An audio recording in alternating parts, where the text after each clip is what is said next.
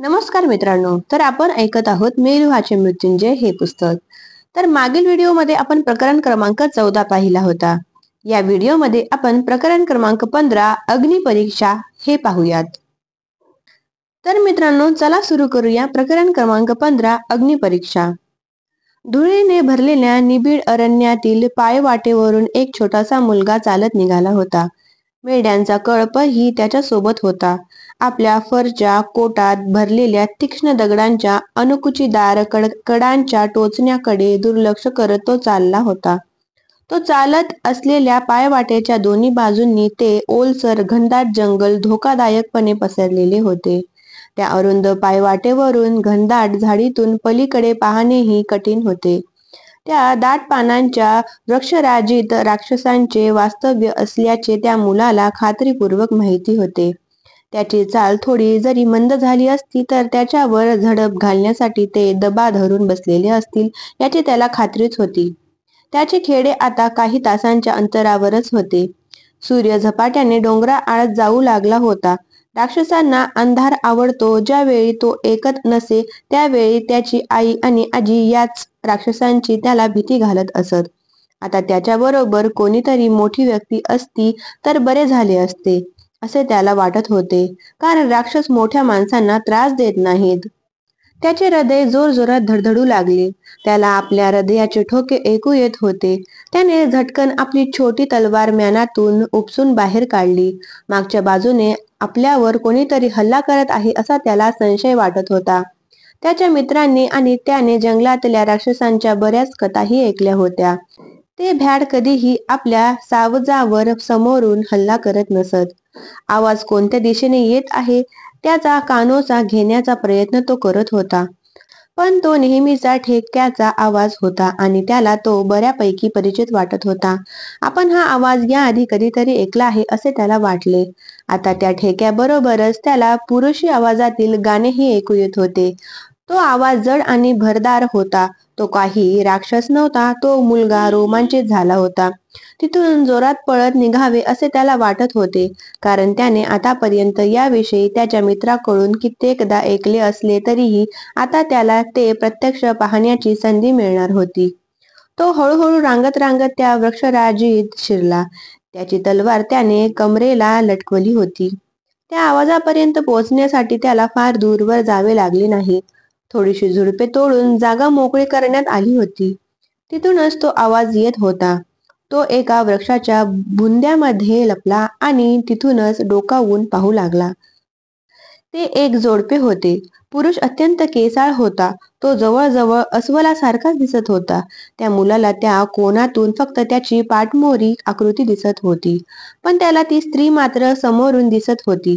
ती अत्यंत सुंदर होती. तिचे केस लांबसडक आणि काळेकुरळे होते. तिच्या अंगावरची वस्त्रे फाटली होती.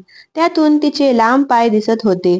तो मुलगा कल्पनेपलीकडे उत्तेजित झाला होता. त्याचा मित्र भद्र याला हे सारे ऐकविण्यासाठी तो आतुर झाला होता. तो प्रसंग पाहताना त्याला काहीशी मजा वाटत असली तरीही त्याला कशामुळे तरी कमालीची अस्वस्थता वाटत होती. ती अस्वस्थता वाढत चालली होती. कशाची तरी कमतरता जाणवत होती. काहीतरी अघटित घडत होते. तो माणूस वासनेने अगदी अंध झाला होता, पण ती स्त्री मात्र निपचित पडलेली होती. ती मृतप्राय अवस्थेत दिसत होती. तिचे हात निर्जीव असल्याप्रमाणे दोन्ही बाजूंना पसरले होते. तिने आपले ओठ घट्ट मिटून घेतले होते. आपल्या प्रेमिकाकडे पाहून ती प्रेमाने कुजबुजत नव्हती. तिच्या गालावरून ओघळलेले ते अश्रू अत्यानंदाचे होते का, की तिच्यावर जबरदस्ती केली जात होती? पण ते कसे काय शक्य होते? त्या पुरुषाकडचा खंजीर तिथेच तिच्या बाजूलाच पडला होता. तिची इच्छा असती तर तो उचलून ती त्याला मारू शकली असती. त्या मुलाने आपली मान हलवली. त्याने आपल्या सद्सद विवेकबुद्धीची ती लुडबुड थांबवली. तो मनातल्या मनातच तिला फटकारत म्हणाला, "गप्प बस, मला ते पाहू देत." त्यानंतर तो क्षण आला. संपूर्ण आयुष्यभर जो क्षण त्या मुलाचा पाठलाग करत राहणारा होता तो क्षण आला. त्या स्त्रीची नजर अचानक त्या मुलावर पडली. "वाचवा!" ती जोरात ओरडली. "कृपा करून वाचवा!" तिच्या अचानक ओरडण्याने दचकून तो मुलगा मागे धडपडला आणि त्याची तलवार गळून पडली. ती स्त्री मदतीसाठी कोणाला हाका मारते आहे ते पाहण्यासाठी तो केसाळ राक्षस वळला. त्या मुलाने आपली पडलेली तलवार चटकन उचलली आणि तो पळू लागला. हिमवर्षावामुळे बधीर झालेल्या आपल्या पायाच्या वेदनेकडे दुर्लक्ष करून तो जोरात पळत सुटला. तो माणूस आपला पाठलाग करत आहे या कल्पनेनेच त्याचा थरकाप उडाला होता. त्याला त्या माणसाच्या जड श्वासोच्छवासाचा आवाज ऐकू येत होता. तो मुलगा मेंढ्यांच्या कळपात शिरला आणि जलद गतीने आपल्या खेड्याकडे जाऊ लागला. तरीही त्याच्या कानात तो जड श्वासोच्छवास ऐकू येत होता. क्षणाक्षणाला तो आवाज अधिकाधिक जवळ जवळ येत होता. तो मुलगा झटकन आपल्या डावीकडे वळला. त्याने स्वतःभोवतीच गिरकी घेत उडी मारली आणि आपली तलवार जोरात खुपसली. पण तिथे तर कोणीच नव्हते. जड श्वासोच्छवासाचा आवाजही नव्हता. फक्त एकच आवाज तिथे घुमत होता. त्या विस्मयस्क स्त्रीच्या किंकाळ्या तिथे ऐकू येत होत्या. ती प्राणपणाने ओरडत होती, वाचवा, मला वाचवा, कृपा करून मला वाचवा. त्या छोट्या मुलाने मागे वळून पाहिले. गरीब बिचारी स्त्री, परत जा आणि तिला वाचव, तिला मदत कर. त्याचा आतला आवाज त्याला सारखा बजावत होता. तो क्षण घुटमळला. त्यानंतर झटक्यात तो वळला आणि आपल्या खेड्याच्या दिशेने सुसाट धावत सुटला. नाही, परत जा, तिला मदत कर. त्याचा अंतरात्मा त्याला सारखी साथ घालत होता. शिव उठला. त्याचे सर्वांग घामाने निथळत होते. त्याचे हृदय जोरजोरात धडधडत होते. तो तसाच मागे वळला. त्याला त्या भयानक दिवसापर्यंत परत जायचे होते. त्याला स्वतःची त्या त्रासदायक क्षणापासून सुटका करून घ्यायची होती. त्याला पापमुक्ती हवी होती. पण असे काळाला परत फिरणे कोणाला शक्य नसते. त्यालाही नव्हते. त्या स्त्रीचा भयग्रस्त चेहरा पुन्हा एकदा त्याच्या डोळ्यांसमोर आला. त्याने त्याचे डोळे मिटून घेतले. पण तुमच्या मनावर कोरल्या गेलेल्या आकृतीपासून तुम्ही तुमची दृष्टी कशी काय वळवू शकता? त्याने आपले गुडघे वर घेतले आणि गुडघ्यात तो डोके खुपसून तो बसून राहिला. त्यानंतर आपल्याला ज्या गोष्टीने दिलासा मिळेल अशी एकच गोष्ट तो त्यावेळी करू शकत होता, ती म्हणजे रडणे. आणि त्याने तेच केले. तो रडला. दुसऱ्या चौथऱ्यावरील मध्यभागी असलेल्या व्यासपीठावर यज्ञकुंड मांडण्यात आले होते. मेलुहामध्ये नित्यनियमाने केल्या जाणाऱ्या धर्मकृत्यापेक्षा कराचपातील हा यज्ञ वेगळा होता. त्या सरहद्दीवरच्या शहरातील तो भाग खूपच सुशोभित करण्यात आला होता. त्याला तेजस्वी चकाकता रंग देण्यात आला होता. त्यामुळे त्याकडे सर्वांचेच लक्ष वेधले जात होते. तो चौथराही सोनेरी रंगाने रंगविण्यात आला होता. खांबही विविध रंगांनी रंगविण्यात आले होते. त्यांच्यावर फुलांची नक्षी काढण्यात आली होती आणि खऱ्या फुलांनीही त्यांना सुशोभित करण्यात आले होते. त्याशिवाय सुंदर तलम कापडाचा मंडपही उभारण्यात आला होता. तिथे सूर्यवंशीयांचे चिन्हे कोरण्यात आले होते. शिवाय लाल आणि निळ्या रंगाच्या पताका सर्वत्र लावण्यात आल्या होत्या. अनेक खांबांवरून सूर्यवंशीयांचे चिन्ह दिमाखात लटकत होते. सर्व वातावरणच अत्यंत प्रेक्षणीय आणि सुंदर होते. त्या व्यासपीठाच्या प्रवेशद्वाराजवळच झुलेश्वराने शिवाचे स्वागत केले. तो त्याला यज्ञाजवळच्या त्याच्या आसनाकडे घेऊन गेला. नगरप्रमुख झुलेश्वराने वारंवार विनंती केल्यावर शिवाने आपल्या गळाभोवतीचा शेला या समारंभापुरता दूर केला. पार्वतेश्वर आणि बृहस्पती निळकंठाच्या उजव्या बाजूला बसले, तर आयुर्वती डाव्या बाजूला बसली. नंदी आणि वीरभद्र यांनाही आमंत्रण देण्यात आले होते. ते शिवाच्या पाठीमागच्या बाजूला बसले होते. हे शहर सनातन विचारांचे नव्हते, तरीही झुलेश्वराने निळकंठाच्या विनंतीला मान दिला होता. झुलेश्वर हा एका महानगराचा प्रमुख होता. त्यामुळे मेलुहाचे काही कायदे सोयीनुसार वळवले पाहिजेत असे त्याला वाटत होते. त्याच्या खुल्या दृष्टिकोनामुळे कराचपा हा विविध जाती धर्मांच्या लोकांसाठी आणि व्यापार उदीमासाठी एक चुंबकीय क्षेत्रच बनले होते. अनेक प्रकारच्या सेवा आणि कल्पना यांचा तिथे महापूर लोटला होता. शिवाने सतीच्या गच्चीकडे पाहिले. त्या मध्यवर्ती व्यासपीठापासून ती काही अंतरावर होती. यज्ञ सुरू असताना त्या व्यासपीठावर येण्याची सतीला अनुज्ञा नसली तरीही सुरक्षित अंतरावरील आपल्या कक्षातून ती यज्ञ पाहू शकत होती. त्या गच्चीच्या पडद्यामागे ती उभी असल्याचे शिवाच्या लक्षात आले होते. तिच्या बाजूलाच कृतिकाही होती. दोघीही यज्ञाचे विधी पाहत होत्या. यज्ञाच्या पद्धतीप्रमाणे त्या यज्ञाच्या पुरोहिताने उभे राहून औपचारिकपणे विचारले, इथं असलेल्या कोणाचीही या यज्ञाविषयी कसलीही हरकत असल्यास त्यांनी ती आता सांगावी, अन्यथा यज्ञ सुरू असताना पूर्ण शांतता राखावी. हा प्रश्न विचारण्याची प्रथा होती, म्हणूनच फक्त तो विचारला गेला होता. त्याला उत्तर देणे अपेक्षितही नव्हते. त्यामुळे ज्यावेळी माझी हरकत आहे असा आवाज त्या मंडपात घुमला, त्यावेळी सामूहिकरित्या एक आश्चर्योद्गार तिथे ऐकू आला. तो आवाज कुठून आला होता ते समजण्यासाठी तिकडे वळून पाहण्याची आवश्यकताच नव्हती. तो तारक होता. तो वायव्येकडील संकुचित विचारांच्या लोकांच्या भागातून मेलुहात आला होता. तारक कराचपात आल्यापासून त्याने या शहरातील नैतिकतेवर बारीक नजर ठेवण्याचे काम स्वतःहूनच स्वतःच्या शिरावर घेतले होते. या शहराला तो नैतिकदृष्ट्या अवनती सुरू असलेले शहर मानत असे. येथील नैतिक उत्थानाचे काम त्याने आपण होऊनच स्वीकारले होते. कोणी हरकत घेतली ते पाहण्यासाठी शिवाने आपली मान उंचावून त्या दिशेला पाहिले. पूजेच्या व्यासपीठाच्या मागच्या बाजूला तारक उभा असल्याचे त्याला दिसले. सतीच्या गच्चीपासून तो खूपच जवळ उभा होता. तो एक महाकाय व्यक्ती होता. त्याच्या चेहऱ्यावर युद्धातील घावांचे व्रण दिसत होते. तो गोरा होता. त्याचे पोट चांगले सुटलेले होते आणि हातही भक्कम होते. एकूणच तो एक विचित्र धूळ दिसत होता. त्याच्या हातातील कड्यांकडे न बघताही तो क्षत्रिय असल्याचे स्पष्टपणे समजत होते. तो लष्करातील खालच्या दर्जाच्या फलटणीतून सैनिक म्हणून काम करत होता. झुलेश्वराने तारकाकडे आश्चर्यातिरेकाने पाहिले. आता यावेळी काय झालं? यावेळी तर आम्ही चंद्रवंशींचा पांढरा रंग आपल्या सजावटीत न वापरण्याचा निर्णय घेतला आहे की यज्ञासाठी वापरलं जाणारं पाणी वेदांमध्ये सांगितल्याप्रमाणे योग्य तापमानाचं नाही असं तुला वाटतंय? त्याने तारकाला विचारले. लोकांमध्ये खसखस पिकली. झुलेश्वराकडे पार्वतेश्वराने रागाने पाहिले. त्याने विनोदाने वेदांविषयी काढलेले उद्गार वेदांचा अवमान करणारे असल्याचे तो त्याच्या निदर्शनास आणून देणार होता. तोच तारक बोलू लागला. यज्ञ सुरू असलेल्या चौथऱ्यावर विकर्मालोकांना प्रवेश दिला जाऊ नये असं कायद्यात नमूद केलेलं आहे. होय, झुलेश्वर म्हणाला. आणि तुम्हाला विकर्मा म्हणून जाहीर केल्याशिवाय तुम्ही विकर्मा ठरत नाही असंही कायद्यात नमूद केलेलं आहे. इथं आता कोणीही विकर्मा व्यक्ती उपस्थित नाही, त्यामुळे कायदा मोडला गेला आहे असं निदान मला तरी वाटत नाही. होय, कायदा मोडला गेला आहे. गर्दीतून धक्का बसल्याप्रमाणे कुजबूज सुरू झाली. झुलेश्वराने आपला हात वर करून सर्वांना शांत राहण्याची खूण केली. तारक, इथं कोणीही विकर्मा नाही, झुलेश्वरा म्हणाला. आता कृपा करून खाली बस.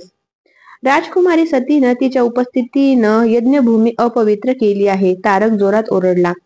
शिव आणि पार्वतेश्वर यांनी संतापाने तारकाकडे पाहिले. तारकाच्या या प्रतिपादनाने इतर सर्व लोकांप्रमाणे झुलेश्वरही सुन्न आणि स्तब्ध झाला. तारक, झुलेश्वर म्हणाला, तू तुझी मर्यादा ओलांडतो आहेस. राजकुमारी सती अतिथी कक्षात आहे. यज्ञाचे नियम तिनं पूर्णपणे पाळलेले आहे. ती यज्ञाच्या व्यासपीठावर उपस्थित नाही. आता मी तुला चाबकानं फोडण्याआधी शांतपणे आपल्या जागेवर बस. नगरप्रमुख, तुम्ही मला कोणत्या गुन्ह्यासाठी चाबकाने फटके देणार आहात? कायद्याच्या बाजूने उभं राहणं हा मेलुहात गुन्हा मानला जात नाही, तारक आढ्यातेने म्हणाला. पण कायदा मोडला गेलाच नाही. होय, कायदा मोडला गेला आहे. यज्ञ सुरू असताना कोणीही विकर्मा व्यक्ती त्या चौथऱ्यावर असू नये असे कायद्यातील नेमके शब्द आहेत. शहरातील द्वितीय चौथऱ्यावर यज्ञाचे विधी सुरू आहेत आणि राजकुमारी द्वितीय चौथऱ्यावरच आहे. त्यामुळे तिने यज्ञभूमी अपवित्र केली आहे. तांत्रिकदृष्ट्या तारकाचे म्हणणे योग्य होते. बहुतेक लोकांनी कायद्याचा असा अर्थ घेतला होता की विकर्मा लोकांनी प्रार्थना आणि समारंभ सुरू असलेल्या ठिकाणी त्या व्यासपीठावर असू नये. शहराचा चौथरा असा त्याचा अर्थ कोणीच घेत नव्हते. मेलुहाच्या इतर शहरांप्रमाणे कराचपा ही चौथऱ्यावरच बांधले गेले होते. त्यामुळे कायद्याचा अगदी शब्दशः अर्थ घ्यायचा झाला असता किंवा अगदी काटेकोर अर्थ लावायचा असता तर सतीने द्वितीय चौथऱ्यावर असणे अयोग्य होते. यज्ञ वैध ठरविण्यासाठी सतीने शहरातील दुसऱ्या चौथऱ्यावर किंवा शहराच्या संरक्षक भिंतीच्या बाहेर जाणेच उचित होते. तत्वतः तारकाची हरकत योग्य असल्याचे ध्यानात आल्यामुळे झुलेश्वर अवाक झाला होता. त्याने तरीही आपली बाजू लावून धरण्याचा क्षीण प्रयत्न केला. तो म्हणाला, एक तारक, तू कायद्याचा फारच कीस पाडतो आहेस. तू नको इतका काटेकोर अर्थ काढला आहेस. मला वाटतं नाही श्री झुलेश्वरजी. त्या गर्दीच्या दिशेनेच एक खणखणीत मोठा आवाज झाला. त्या आवाजाच्या दिशेने प्रत्येकानेच वळून पाहिले. सती तिच्या गच्चीला लावल्या गेलेल्या पडद्यामागून बाहेर आली होती. ती म्हणाली, नगर प्रमुख, तुमचं बोलणं मध्येच थांबविल्याबद्दल मला माफ करा. तिने जुलेश्वराला प्रणाम केला आणि ती पुढे म्हणाली, तारकानं लावलेला अर्थ बरोबर आहे. या यज्ञात मोडता घातल्याबद्दल मला खरोखरच खूप वाईट वाटतं आहे. मला माफ करा. मी आणि माझे सैनिक तातडीनं शहर सोडत आहोत. आम्ही तिसऱ्या प्रहरच्या प्रारंभी शहरात प्रवेश करू. तोपर्यंत यज्ञाचे विधी पूर्ण झालेले असतील. शिवाने मनातल्या मनात दाट ओठ खाल्ले. तारकाची मान पकडून त्याला फरकटत आणण्याची त्याला तीव्र इच्छा झाली होती, पण त्याने स्वतःवर महत्प्रयासाने ताबा ठेवला. दोन क्षणांतच कृतिकाने आपल्या अन्य ताफ्यासह सती अतिथीगृहातून बाहेर पडली. तिच्यासोबत तिचे 5 वैयक्तिक शरीररक्षक होते. शिवाने नंदी आणि वीरभद्र यांच्याशी नेत्रपल्लवी केली. ते दोघेही झटकन उठले आणि सती बरोबर जाण्यासाठी सिद्ध झाले. ती शहराबाहेर सुरक्षित असल्याची खात्री शिवाला हवी होती, हे त्यांना समजले होते. हे तुमच्या स्वतःच्याच लक्षात यायला हवं होतं. ते कसं काय आलं नाही? ही बाब अत्यंत किळसवाणी आहे. तारक उद्दामपणे सतीकडे पाहत तिला उद्देशून शेवटचे वाक्य म्हणाला, तू कोणत्या प्रकारची राजकुमारी आहेस? तुला कायद्याविषयी आदर वाटत नाही का? सतीने तारकाकडे पाहिले. तिचा चेहरा शांत होता. तिला या वादात पडायचे नव्हते. आपल्या रक्षकाने आपले अश्व तयार करेपर्यंत ती प्रतीक्षा करत होती. निळकंठाबरोबरच्या मिरवणुकीत एक विक्रमास्त्री कशी काय सहभागी होऊ शकते? ती कशी काय त्याच्यासोबत प्रवास करू शकते? हे कोडही मला अजून उलगडलेलं नाही. हा संपूर्ण प्रवासच तिच्यामुळे दूषित होत आहे. तारक पुन्हा एकदा उद्दामपणे म्हणाला. खूप झालं, शिव म्हणाला. राजकुमारी सती सन्मानाने निघाली आहे. आता तुझी कठोर टीका थांबव. मी थांबवणार नाही, तारक जोरात ओरडून म्हणाला. तू तरी कोणत्या प्रकारचा नेता आहेस? तू राजा रामाच्या कायद्यांना आव्हान देतो आहेस. तारक, जुलेश्वराचा त्याच्या आवाजावरील नियंत्रण सुटले होते. कायद्याला आव्हान देण्याचा हक्क प्रभू निळकंठांना आहे. तुला तुझ्या जीवाची भीती असेल तर तू त्यांच्या अधिकाराला आव्हान देऊ नकोस. मी मेलुहाचा नागरिक आहे, तारक म्हणाला. त्यामुळे कायदा मोडणाऱ्या कोणालाही आव्हान देण्याचा मला पूर्ण अधिकार आहे. महाराज रामांना तर एका क्षुद्र धोब्यानं आव्हान दिलं होतं. त्यांनी त्या माणसाच्या हरकतीची दखल घेतली. ही त्यांची महानता होती. त्यांनी त्या धोब्यामुळे आपल्या पत्नीचाही त्याग केला. रामाच्या उदाहरणावरून निळकंठानं काहीतरी शिकावं असं मी आव्हान करतो. निर्णय घेण्यासाठी त्यानं आपली अक्कल वापरावी असा सल्लाही मी त्यांना देतो. तारक, पुरे झालं, सती जरबेच्या आवाजात म्हणाली. तारकाने तोडलेल्या अकलेच्या ताऱ्यामुळे संपूर्ण मंडप स्तब्ध आणि सुन्न झाला होता. पण सती सुन्न झाली नव्हती. तिच्या आतील काहीतरी उसळून वर आले होते. कित्येक वर्षे कितीतरी अपमान तिने अत्यंत सन्मानाने सहनही केले होते, पण यावेळी या माणसाने शिवाचा अपमान केला होता. तिचा शिव. अखेरीस तिने स्वतःशीच ती कबुली दिली होती. मी अग्निपरीक्षा देण्यास तयार आहे. त्या माझ्या हक्काची मी मागणी करते, सतीने स्वतःवर नियंत्रण मिळवत सांगितले. सुन्न झालेल्या प्रेक्षकांचा आपल्या कानावर विश्वासच बसत नव्हता. अग्निपरीक्षा?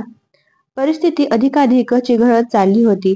आपल्याला यातना देणाऱ्या व्यक्तीला अग्निपरीक्षेच्या वेळी अन्यायात होरपळलेली व्यक्ती युद्धाचे आव्हानही देऊ शकत होती. हे युद्ध अग्नीच्या रिंगणाच्या आत खेळले जाते.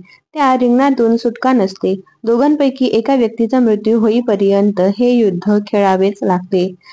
त्या काळात अग्निपरीक्षा क्वचितच दिली जात होती आणि एखाद्या स्त्रीने अशा प्रकारे आपला हा हक्क बजावण्याची मागणी करणे तर अत्यंत दुर्मिळ होते.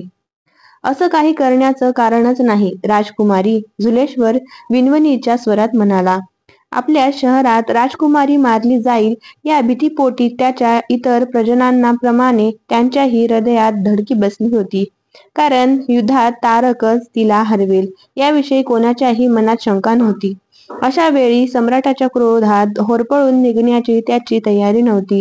तारकाकडे वळून त्याने त्याला आज्ञा दिली. तू हे आव्हान स्वीकारणार नाहीस. मग मी भ्याड म्हणून ओळखला जाऊ का? तुला तुझं शौर्य सिद्ध करायची खुमखुमी आली आहे का? पारतेश्वरांनी विचारले.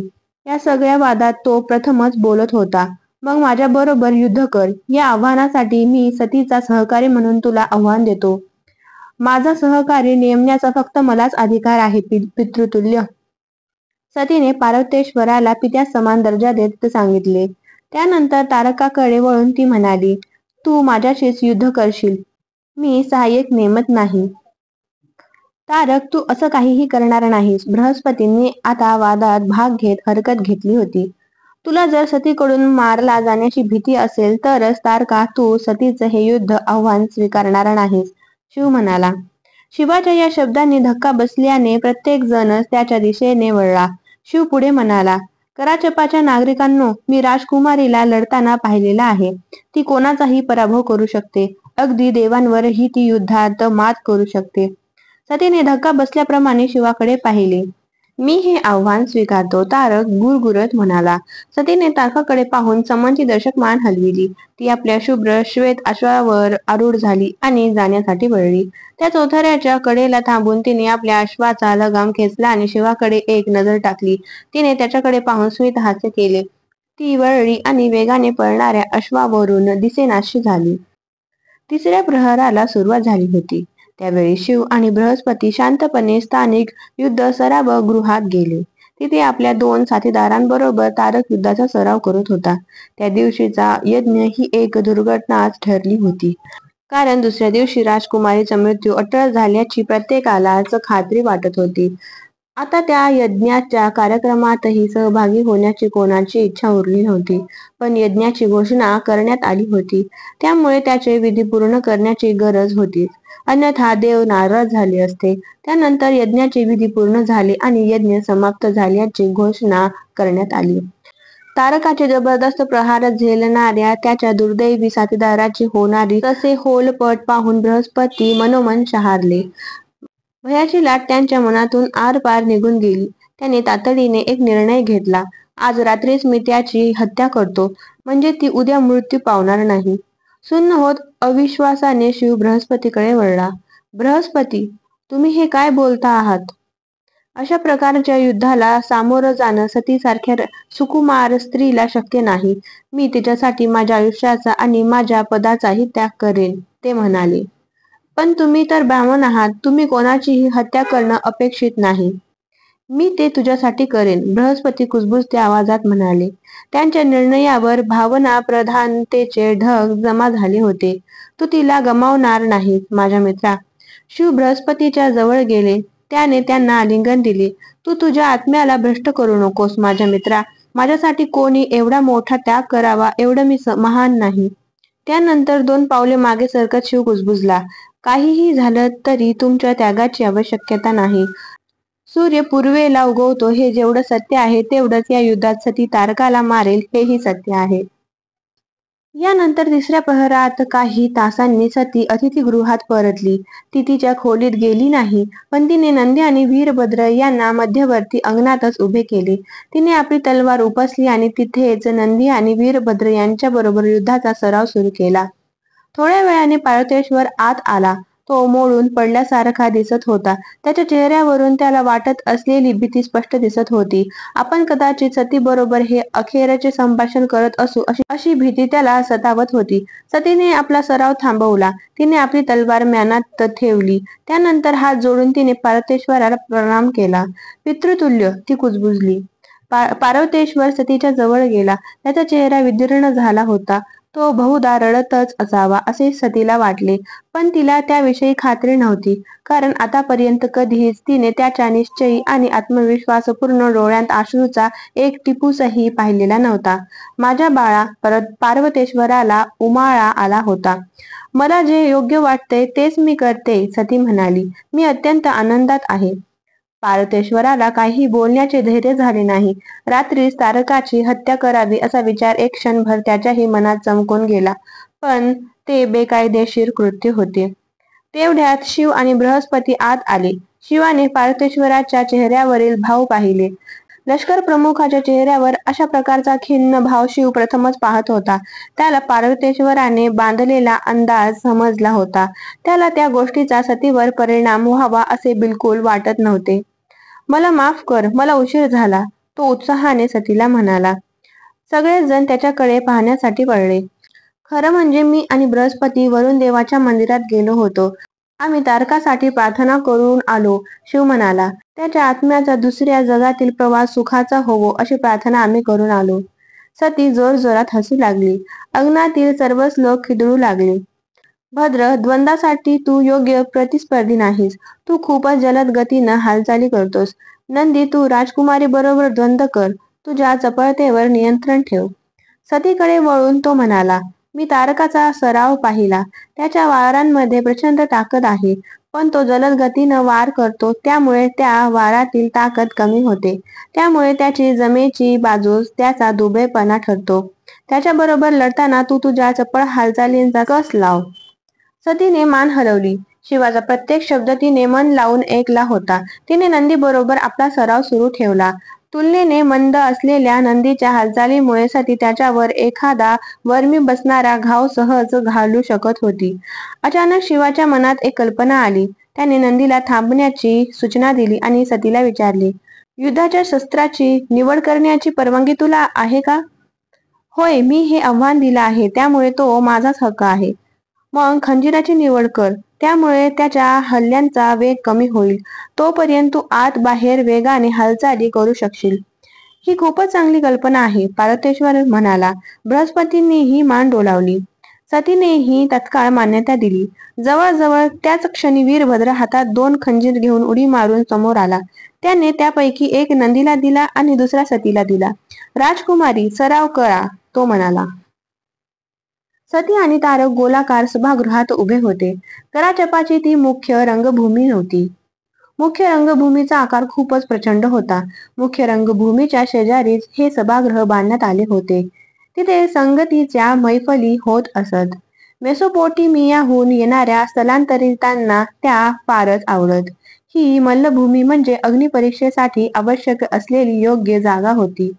प्रतिस्पर्ध्यांचा वार टाळता येण्याचा एवढी ती मोठी नव्हती आणि द्वंद्व झटपट संपण्याजोगी लहानही नव्हती. ते सभागृह मल्लभूमी होते. आज ते युद्धभूमी बनले होते. त्या मल्लभूमीच्या भोवती मोठे मोठे खांब उभारण्यात आले होते आणि कराचपातील महत्त्वपूर्ण द्वंद्व युद्धे पाहण्यासाठी सुमारे 20,000 लोक बसू शकतील एवढी मोकळी जागा त्याच्या सभोवती होती. मात्र गेल्या 5,000 वर्षातील हे सर्वाधिक महत्त्वाचे द्वंद्व होते. ते पाहण्यासाठी संपूर्ण सभागृह भरून गेले होते. प्रत्येकाच्याच ओठांवर प्रार्थनेचे शब्द रेंगाळत होते. पिता मनू काहीतरी चमत्कार घडवून आणून देत आणि सतीचा विजय होऊ देत, अशी साऱ्यांची मनोमन इच्छा होती. किमान पक्षी सती जिवंत तरी राहावी असे त्यांना वाटत होते. तारक आणि सती या दोघांनीही एकमेकांना प्रणाम केला. सन्मानाने युद्धाला सुरुवात करण्याची ती प्राचीन परंपरा होती. त्यानंतर मुख्य खांबावरील वरुण देवाच्या पुतळ्याला नमस्कार करून दोघांनीही त्यांचे आशीर्वाद घेतले. झुलेश्वर नेहमीच त्या पुतळ्याखाली घातलेल्या आपल्या आसनावर बसत असे, पण त्या दिवशी त्याने ते आसन नीळकंठासाठी रिक्त ठेवले होते. आयुर्वती आणि कृत्तिका यांच्यासह त्या दिवशी तो शिवाच्या डाव्या बाजूला स्थानापन्न झाला. बृहस्पती आणि भद्र शिवाच्या उजव्या बाजूला बसले. नंदी आणि वीरभद्र आता नित्यप्रमाणेच शिवाच्या मागे आपापल्या स्थानी बसले. आदल्या दिवशीच पक्ष्यांच्या संदेश यंत्रणेद्वारे दक्षाला या द्वंद्वाविषयीचा संदेश पाठवण्यात आला होता. मात्र त्याच्याकडून येणाऱ्या उत्तराची प्रतीक्षा करण्याएवढा वेळ उरलेला नव्हता. सर्वच जण स्थानापन्न झाल्यावर अखेरीस झुलेश्वर उठला. अग्निपरीक्षेमुळे तो उदास झाला होता, पण त्याने कसेबसे बळ एकवटले होते. प्रथेप्रमाणे आपली मूठ बंद करून आपल्या छातीवर ठेवली आणि तो म्हणाला, सत्य, धर्म, मान. सभागृहातील सर्व उपस्थितांनीही त्याच्या पाठोपाठ ते शब्द उच्चारले. सत्य, धर्म, मान. त्या शब्दांचे प्रतिध्वनी त्यानंतरही उमटत राहिले. तारक आणि सतीनेही सत्य, धर्म, मान या शब्दाचा उच्चार केला. झुलेश्वराने द्वंद्व युद्धाच्या निकालासाठी नेमलेल्या पंचाला इशारा केला. त्याने दीप प्रज्वलन केले. पवित्र अग्नी प्रदीप्त झाला. त्यानंतर सती आणि तारक यांच्या भोवतीच्या रिंगणात पसरलेल्या तेलाच्या मार्गावर त्या दिव्याने अग्नी लावण्यात आला. त्या रिंगणात अग्नी पसरला. मध्यभागी तारक आणि सती उभे होते. आता अग्निपरीक्षेची तयारी पूर्ण झाली होती. झुलेश्वर शिवाकडे वळला. प्रभू, तुमची सूचना असेल तर द्वंद्व सुरू करूया, तो म्हणाला. शिवाने सतीकडे पाहिले. त्याच्या चेहऱ्यावर आत्मविश्वासपूर्ण स्मित होते. त्यानंतर सभागृहाकडे वळून त्याने मोठ्या आवाजात जाहीर केले, अग्निदेवाच्या पवित्र ज्वाळांतून सत्य नेहमीच तावून सुलाखून बाहेर पडतं. तारक आणि सती यांनी तातडीने आपापले खंजीर बाहेर काढले. तारकाने आपला खंजीर पारंपरिक योद्ध्यांप्रमाणे आपल्या समोर धरला. त्याने आपल्या ताकदीचा योग्य वापर करता यावा अशा प्रकारचे धोरण स्वीकारण्याचे दिसत होते. त्याने सतीच्या हल्ल्याला तोंड देण्यासाठी आपला खंजीर समोरच धरून ठेवला होता. सती त्याच्याजवळ गेली. तो फारसा हलला नव्हता. सतीने पहिली चाल खेळावी असे त्याला वाटत होते. सती द्वंद्वयुद्धाचे सारे ज्ञात नियम धाब्यावर बसवून आपला खंजीर आपल्या पाठीमागे धरला. ती आपल्या एका हातातून दुसऱ्या हातात खंजीर खेळवत होती. आपल्या प्रतिस्पर्ध्यापासून सुरक्षित अंतर राखून ती उभी होती.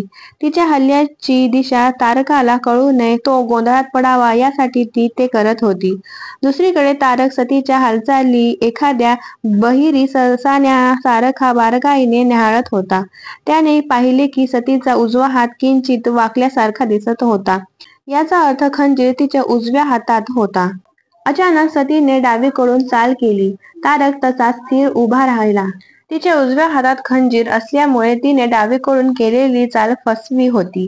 तिला खरोखरच खंजीर चालवायचा असेल तर तिला उजवीकडूनच चाल करणे आवश्यक होते. पूर्ण आत्मविश्वासाने सतीने जलद गतीने हालचाल केली आणि ती उजवीकडे वळली. त्यानंतर तिने आपला हात वार करण्यासाठी वर केला. तारक तयारीतच होता. त्याने झटकन आपला खंजीर आपल्या डाव्या हातात घेतला आणि तो हिंस्त्रपणे तुटून पडला. त्याने सतीच्या शरीरावर जोरदार वार केला. तो फारसा खोल वार नव्हता, पण तिला जखम मात्र झाली होती. प्रेक्षकांमधून सामूहिकरित्या एक निश्वास सोडला गेला. सती मागे सरकली आणि तिने पुन्हा एकदा आपली सर्व ताकद गोळा केली. पुन्हा तिने आपला हात आपल्या पाठीमागे धरला. तारक बारकाईने तिच्या हातावर लक्ष ठेवून होता. ती पुन्हा एकदा खंजीर आपल्या एका हातातून दुसऱ्या हातात खेळवत होती. आता ती उजवीकडून हल्ला करणार अशी त्याची अपेक्षा होती. तिने तेच केले. तो पुन्हा तसा स्थिर उभा राहिला. आता ती आपल्या डावीकडे अचानक वळून आपल्यावर हल्ला करेल या प्रतीक्षेत तो जागचा हलला नव्हता. तिने तेच केले आणि त्याच वेळी तिचा डावा हात तिने वर उचलला. आपल्या शरीराजवळ तिचा हात येण्यापूर्वीच तारक जागचा हलला. त्यामुळे त्याला लागली नाही. त्यानंतर आपल्या उजव्या हाताची अत्यंत भयावहपणे हालचाल करत त्याने तिच्या डाव्या खांद्यावर जोरदार वार केला. सतीने झटकन माघार घेतली. त्याच वेळी संपूर्ण सभागृहातून भयाचे चित्कार निघाले. काही जणांनी आपले डोळे झाकून घेतले. त्यांना आता आणखी काही बघणे शक्यच नव्हते. आता अनेक जण जोरजोरात प्रार्थना करू लागले होते. आता जर हेच घडणार असेल तर निदान ते शांततापूर्ण मार्गाने तरी घडू देत. राजकुमारीला एवढ्या यातनामय मृत्यूला सामोरे जावे लागू नये अशी अनेकांनी प्रार्थना केली. ती हे काय करते? बृहस्पती दुःख आणि भय यांनी चिंतित होत शिवाकडे वळून कुजबुजले. इतक्या अविवेकीपणानं हल्ला का करते आहे? शिवाने बृहस्पतींकडे वळून पाहिले. त्याचे लक्ष पार्वतेश्वराच्या चेहऱ्याकडेही गेले. पार्वतेश्वराला आश्चर्य वाटत होते, पण तरीही त्याच्या चेहऱ्यावर कौतुकाची झलक होती. बृहस्पतींना समजले नसले तरी जे काय सुरू होते ते त्याला समजले होते. त्या जोडगोळीकडे पाहत शिव म्हणाला, ती सापळा रचते आहे. त्यावेळीही मध्यभागी थांबून सती आपल्या हातांत खंजीर खेळवत होती. यावेळी तिने डावीकडून उजवीकडे असा हल्ला केला, पण यावेळी आपल्या हातातील चाकू दुसऱ्या हातात घेतला नाही. तिने तिचा डावा हात वार करण्यासाठी उंचावला. तिच्या उजव्या हातात चाकू होता. तो तिने सहजपणे पकडला होता.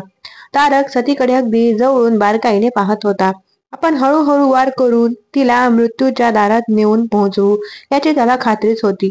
तिच्या डाव्या हातात चाकू असल्याबद्दल त्याच्या मनात शंकाच नव्हती. आता ती उजव्या बाजूला हालचाल करेल आणि पुन्हा डावीकडे येईल यासाठी तो प्रतीक्षा करू लागला.